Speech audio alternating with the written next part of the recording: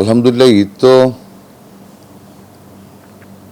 আল্লাহ প্রদত্ত একটা দিন, পবিত্র দিন। Eidul Adha, sacrifice, day of sacrifice, ভালোই কেটেছে। তবে আদ্দিন হাসপাতালের 6টি মর্মান্তিক শিশু মৃত্যুর ঘটনা অত্যন্ত মর্মাহত করেছে, যে কারণে একটা অশান্তি মনে ছিল। অশান্তির ভিতর দিয়ে মানুষের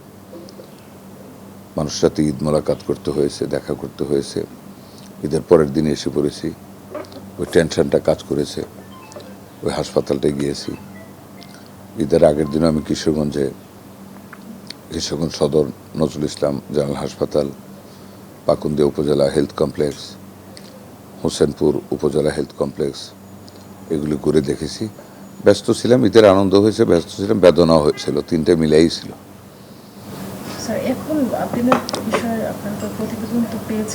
না, আমরা প্রতিবেদন পাইনি। প্রতিবেদন প্রস্তুত, তবে ইনকমপ্লিট, কারণ আমরা 6টি মায়ের সাথে আমাদের তদন্ত কমিটি কথা বলতে চেয়েছেন। কালকে কিছু হয়েছে, আজকে হবে, আগামীকাল হবে। কারণ মাগুলি এক একজন এক এক কালে, কেউ চাঁদপুরে, কেউ কামরাঙ্গীরচর, কেউ আমরায়, কী বলে এইদিকে ওল্টাউনে, উত্তরার দিকে।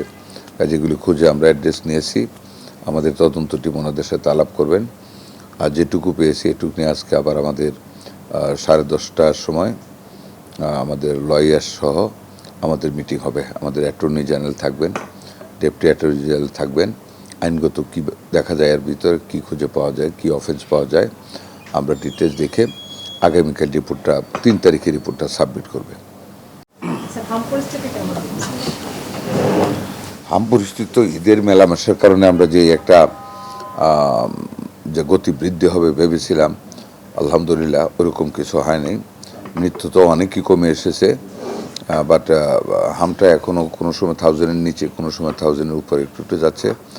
আমরা লাস্ট ডোজটা 15 থেকে 20 তারিখ গত মাসে যেটা দিয়েছি, এটা 1 মাস লাগে ইমিউনিটি গ্রো করতে, মানে বাচ্চাদের রেসিস্ট্যান্ট গ্রো করতে, তো অ্যান্টিবডি গ্রো করতে। তো আশা করি আমরা এই সপ্তাহের শেষ দিক নাগাদ কমে যাবে।